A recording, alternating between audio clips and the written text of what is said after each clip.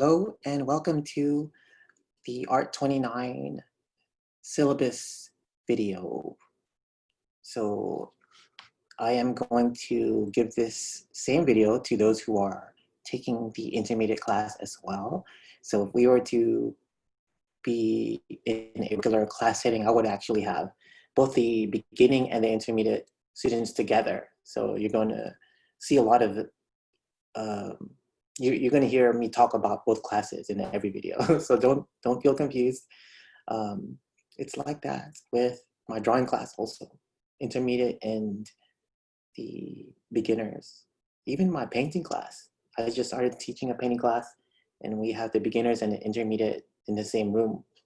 So students, they would be kind of confused sometimes when I talk about the two groups. But just, imagine we were in the class and that I'm having two classes listen to me about basically the, same thing, but it's a little bit different for the intermediate class.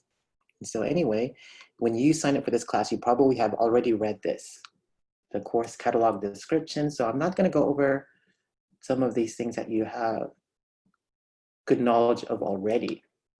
Let me talk about the required class materials.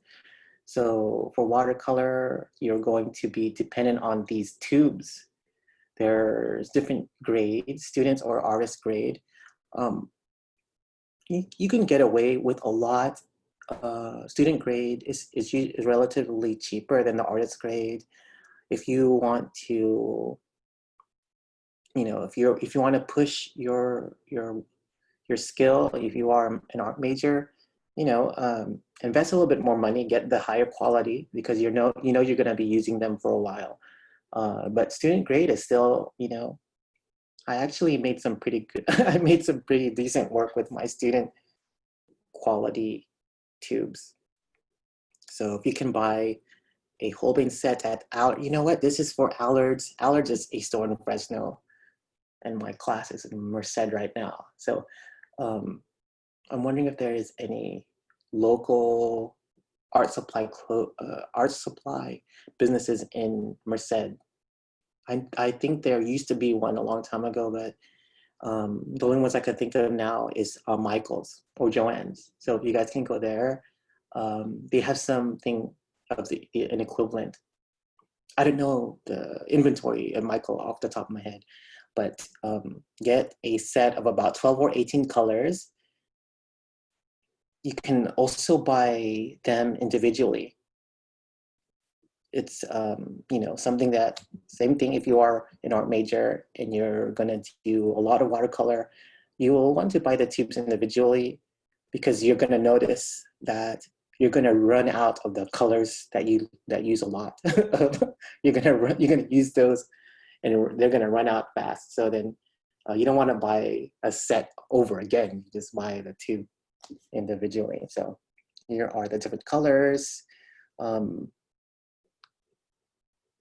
Lemon yellow. Sometimes they have different names. If you don't have the exact name, I don't think it's going to make that much of a big difference, to be honest. It's this class is geared towards technique, and sometimes having the incorrect color is not going to make a really big difference. Unless you're trying to capture exactly what you are looking at, that's really difficult. So sometimes there's different types of yellows, different types of reds. If you can get these precise ones, that's fine. There's instances where you can't find that particular color. And if you can get a different kind of magenta, instead of this quinacridone magenta, get the other magenta. It's not gonna totally affect your projects. So alizarin crimson, cadmium red deep, phthalo blue, you're going to use these colors a lot. Ultramarine blue, the ox purple, phthalo green, burnt sienna, burnt umber. And so I should tell you guys something about this class. This is my first time that I'm going to teach watercolor, and I am more of an oil painter. And so watercolor is I can do.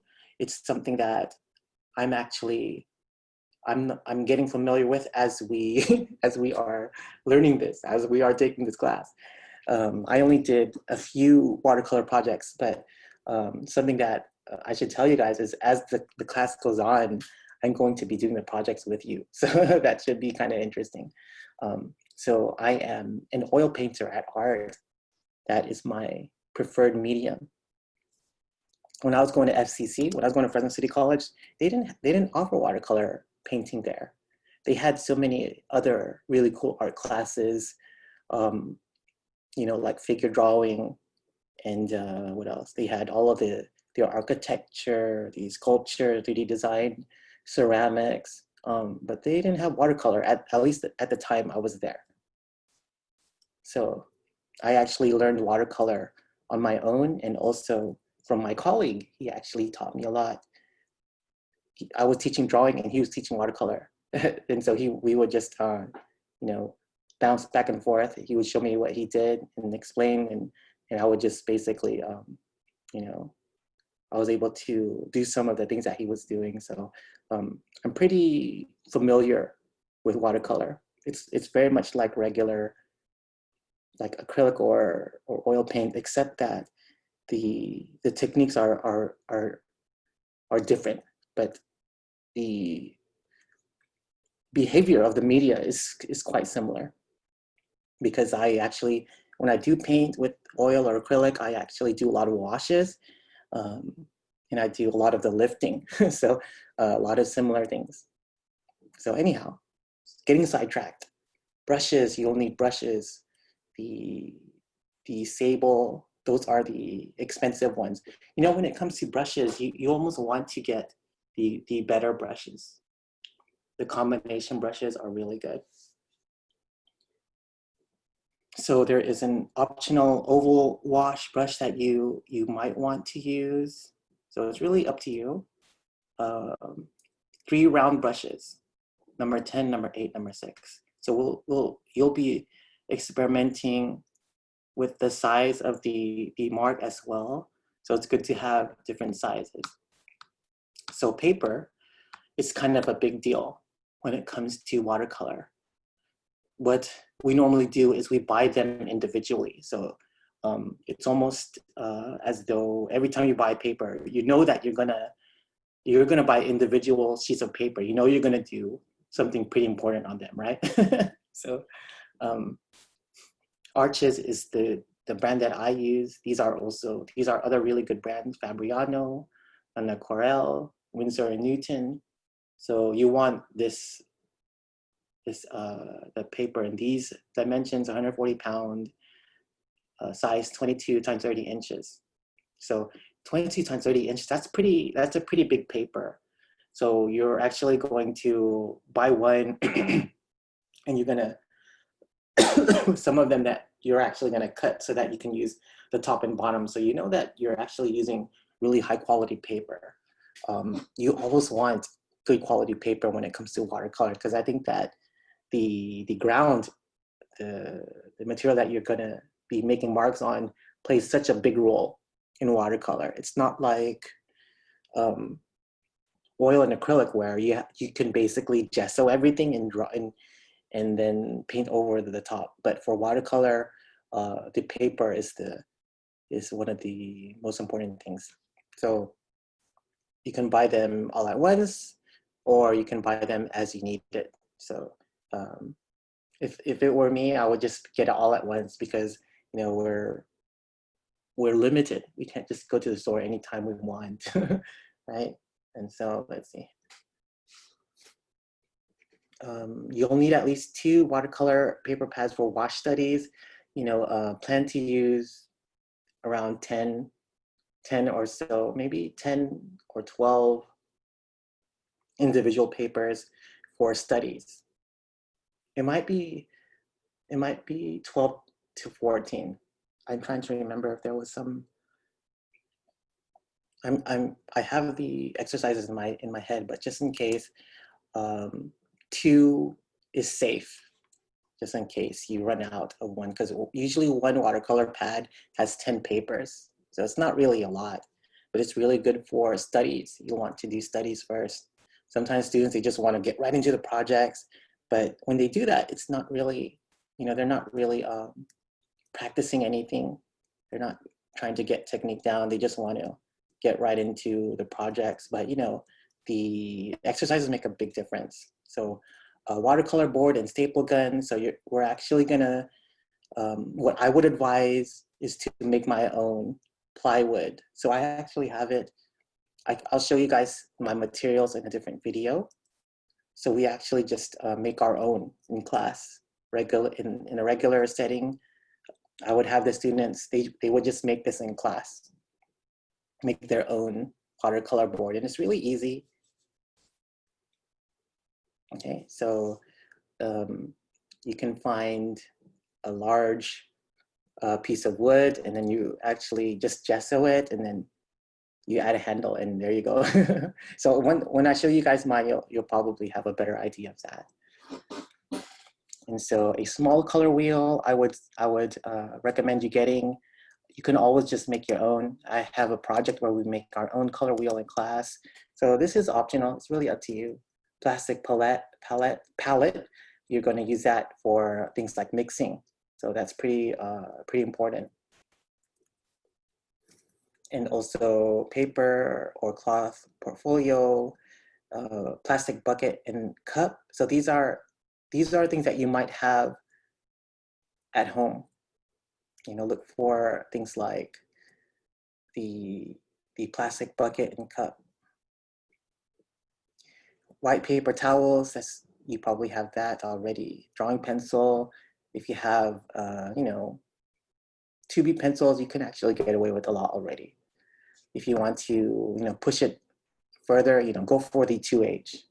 White plastic eraser, a small spray bottle filled with water. So you can get that anywhere. I think I remember getting mine at 99-cent store. Yeah, a little spray bottle. If you want to use something that you already have at home, make sure that it's all rinsed out because you don't know what's in there. I'm looking at this list and I don't see jars. You'll need jars. So if you have like baby food jars at home, like the small ones, those are really useful. You could even get away with using paper cups. In the classroom before, we would have a bunch of plastic cups available for students that if they don't have their own, they can just borrow one of those. So if you have, plastic cup, or if you have a baby food jar, those are really nice. Okay, so course objectives, again, another list that you've probably seen when you added this class.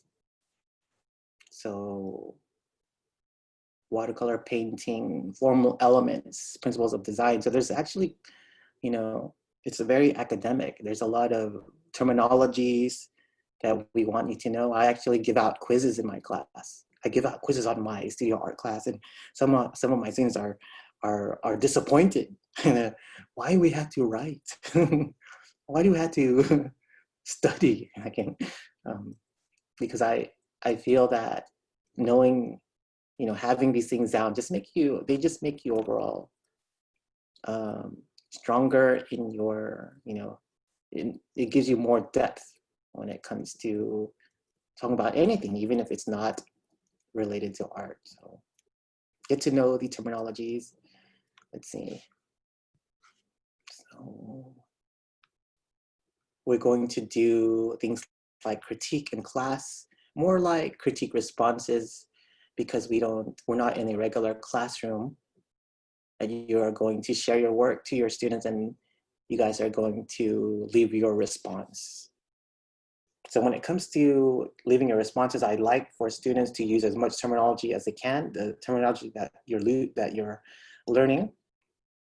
I want to hear vocabulary that deals with the elements of design. Talk about shape, what kind of shape, talk about different types of color, is it abstract or is it non-objective? Talk about things like that. Employ safe use of studio equipment and materials. So whenever we get into a project, I usually show students what I normally do. But just if anything, watercolor is pretty safe. It's not like my painting class where students, they want to use oil and it's really toxic, but for watercolor, it's actually not too bad. Just make sure that you don't make any really big spills, especially if you're working at home and if you're working on over carpet or something like that, because that's what I'm actually doing. I actually do my work in this little room here. So here is my contact info. Best times to reach me: Monday, Wednesday, 1 through 3:45 p.m. And if we were to meet in a regular class setting, this is the actual time we'd be seeing each other. We'd be seeing each other Monday, Wednesday in the afternoon. Fun, huh? That would be kind of cool. We can paint together and listen to music in the class. Yes, but not during the pandemic. So instead, this is the time that I dedicate to answering questions and helping out. Because I'm teaching 7 classes this semester, I had to really divide my time, because I feel like this is the semester, this is my busiest semester. And I think it's really because of the pandemic. So anyhow, please allow up to 24 hours for a response. Usually I respond to emails in the middle of the night. Like right now, I'm actually doing my recording of this video at night because I had to wait till everyone's asleep. Because I have 2 kids at home and that I'm helping out, one with the school stuff. And the other one is kind of, he's too young to keep himself busy. So I wait till they're all asleep before I get into some of my projects or whatever else I need to do, the big things. But I try to answer questions when needed, but again, allow up to 24 hours just in case. So online attendance and participation. Students will be marked present by participating at least 2 times per week via Canvas. Usually I have a quiz that I give out, and then there's going to be some sort of discussion board or a assignment that you have to submit. And when you do those 2 things during the week, then I mark you present. But if you miss a deadline, that is when you get absent.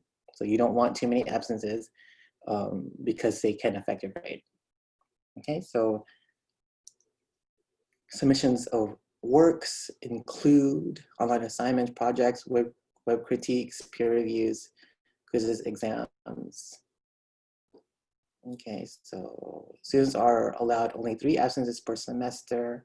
So if you are given an assignment in that you do not make the deadline, you will receive an automatic 20% deduction off the total amount of points that you can receive. For every additional day that the assignment is not submitted, an extra 20% will be added. So basically after 5 days, it won't be worth anything anymore. So you don't want to miss any, or you don't want to miss too many deadlines. I have colleagues that they don't even accept late work. So for me, I try to give students a little bit of a chance, especially if you're like me and you're trying to balance everything out at home, and that you have just these, these pockets of time to get stuff done. But still, the deadlines are important. You want to make them. You don't want to have too many late assignments. I had students that I remember during the summertime, I was teaching summer class, and I had a student that was she was so talented. She was very good at, her drawings were very strong, but she turned in a lot of her work late, like 2 or 3 days, and so she ended up getting a C in my class, and that's kind of a waste. No, I'm kidding. No, it feels kind of weird for a student that is so talented to not get an A in my class. But yes, deadlines are important. In the real world, deadlines are even more important. So, they are there for a reason, because you don't want to be late for things like critiques, because other students are waiting They are depending on you to participate and to become part of the class. So you don't want to miss these deadlines. Because usually I assign the critiques right after the deadline. So if you miss a deadline, it's almost right away connected to the discussion board. So it's like a chain reaction. You don't want to miss too many of those. So makeup quizzes, this is actually different. I'm going to make adjustments as we speak. This is not valid after 5 days. So when it comes to a quiz or exam, it's the same thing. If you miss a deadline, there's an automatic 20% deduction. So I usually give my quizzes on Mondays. If you take it on Tuesday, there's going to be a deduction. It's only going to be available until the end of the week after 5 days. So deadlines are pretty serious. Don't let those ruin your potential A in the class. So let's see, grading, traditional A, B, C, D, F. Here is this is important here.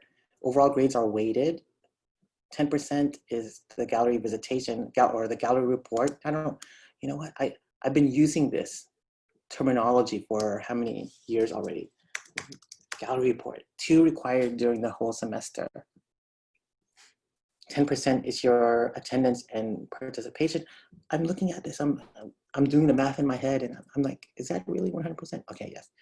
10% is attendance and participation. This is really there for students to see the number on their Canvas page. If you miss a day, you'll notice that your attendance is not going to be 100% anymore.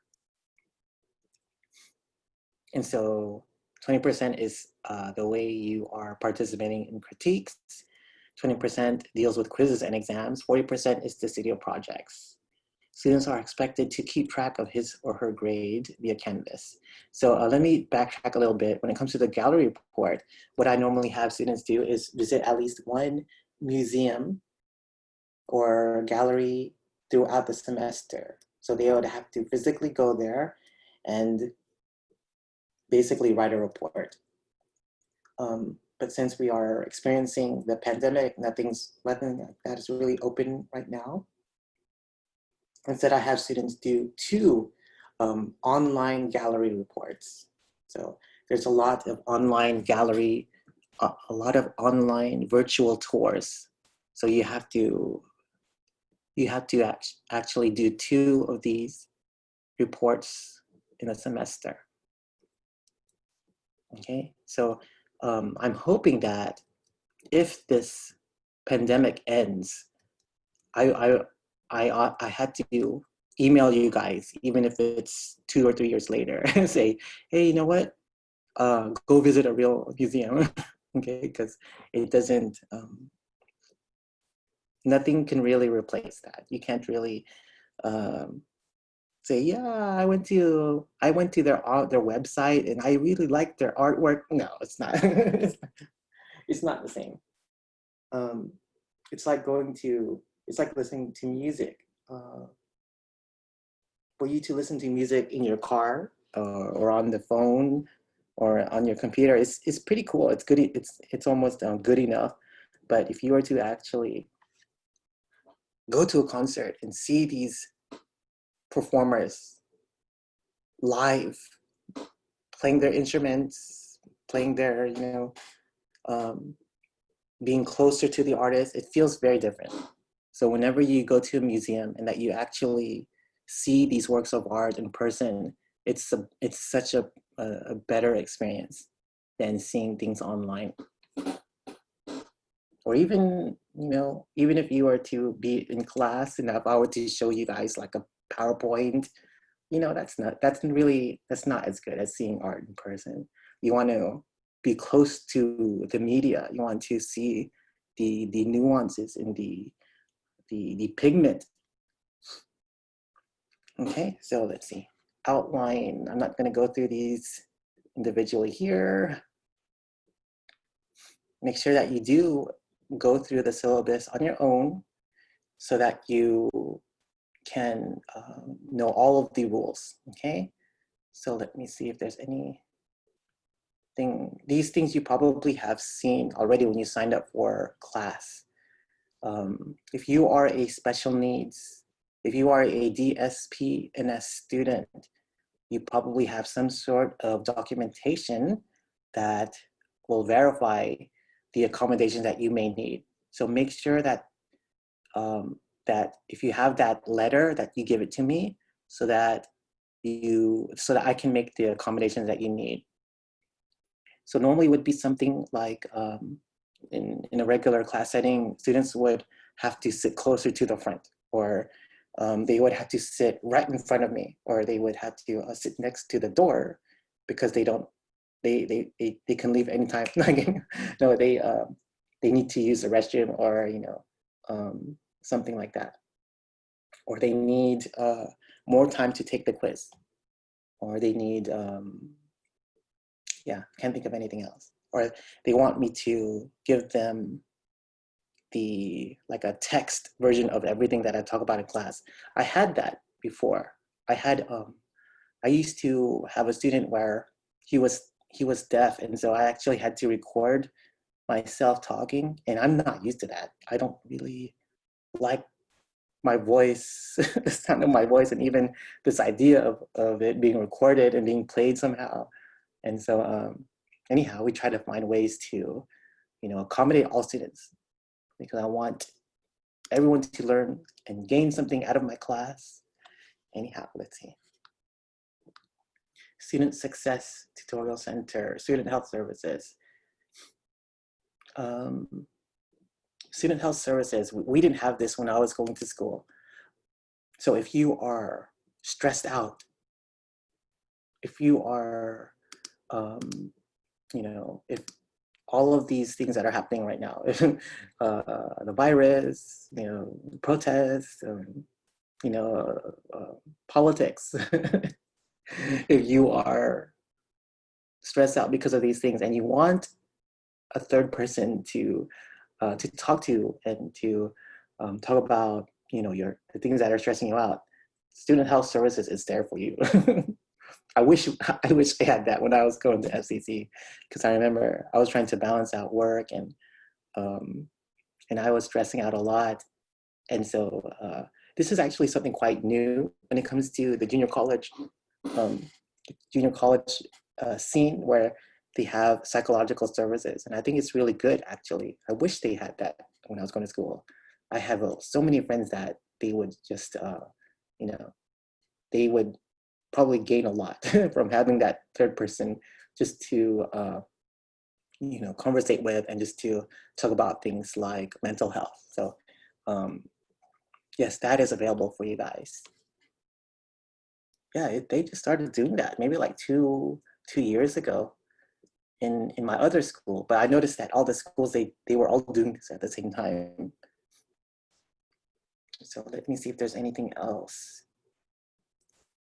I should mention here. And I think that's it. I may make needed changes to the syllabus at any time. Make sure you go through the syllabi on your own. I actually have a little quiz that I give out on the syllabus, and you have to score 100%. So let me know if you guys have any questions. Look forward to seeing your work. You're probably wondering, when are we going to have our first assignment? So what I normally do is I try to give students a little bit of time to gather their materials. I don't normally assign projects in the first week because, again, it's not like all of us can just go out and buy what we need right then and there. We need a little bit of time. So I have a little project next week, but try to start making some pretty good projects by week 3. So again, looking forward to this semester. I'm excited to teach watercolor. Actually, I love painting. Watercolor is the medium that I'm trying to get better at. So we're going to learn together. So my colleague who is my advisor, he's going to help me if you guys need help. But of course, I have my own expertise, and of course that's what I'm here for. Let's see what we can make this semester. So if you guys need any anything for me, just let me know, message me. Otherwise, thanks for listening.